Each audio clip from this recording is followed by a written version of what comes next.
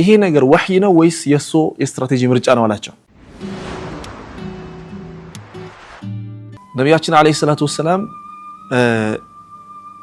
በድር ሸለቆ ከገቡ በኋላ ከመዲና ዙሪያ ያሉ ሰዎችን ብቻ ሰብስበው ነበር ወደ በድር ያቀኑት። በድር ጋር ደረሱ። በድር ጋር ሲደርሱ አንድ ክስተት እናንሳ። እዚህ ጋር አንድ ሱሐባ እናንሳ። ሑባብ ኢብኑል ሙንዚር የሚባል ሱሐባ ነበር።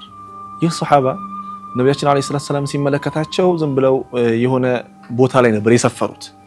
ጠየቃቸው፣ ያ ረሱላህ ይሄ ነገር ወህይ ነው ወይስ የሱ የስትራቴጂ ምርጫ ነው አላቸው። አይ ዝም ብሎ ኖርማል የጦርነት ኺዳዓ ምናምን ነገር ይሄ ቦታ ይሆንም አላቸውና ይዟቸው ወዴት ሄደ? ወደፊት አስጠጋቸውና ከኋላ ምን አደረገ? በድር ጋር የሚገኙ ወንዞችን ውሃዎችን እንዲሸፈኑ አደረገ ማለት ነው። ምን አላቸው? እነዚህ ውሃዎችን ወደዚህ መተው ስለማይጠጡ ስለማያገኙ ተስፋ ይቆርጣሉ። ይሄ አንዱ የጦርነት ስትራቴጂ ነው ያ ረሱላህ አላቸው። ልክ ነህ አሉት ነብያችን አለይሂ ሰላቱ ወሰለም። እኔ ነብይ ነኝ የኔ ስትራቴጂ ነው መሆን ያለበት አላሉ።